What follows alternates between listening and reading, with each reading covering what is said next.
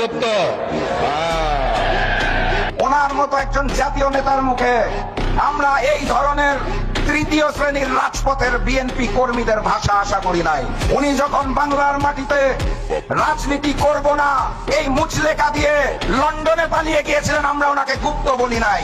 উনি যখন লন্ডনের মাটিতে বসে ভিডিও কলে রাজনীতি করেছেন লুকিয়ে থেকে, ওনাকে আমরা গুপ্ত বলি নাই।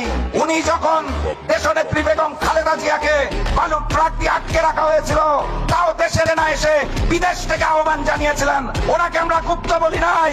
দেশনেত্রী বেগম খালেদা জিয়াকে যখন গ্রেফতার করে তিলে তিলে জেলখানায় অত্যাচার করা হয়েছিল, উনি তাও দেশে আসেন নাই, লুকিয়েছিলেন লন্ডনে, ওনাকে আমরা গুপ্ত বলি নাই। ফ্যাসিস্ট শেখ হাসিনা অগাস্ট মাসের 5 তারিখ পালিয়ে গেলেন, তারপরে উনি দেশে আসতে পারলেন না। 16 মাস সময় লাগলো ওনার দেশের মাটিতে পা দিতে, ওনাকে তো আমরা গুপ্ত বলি নাই।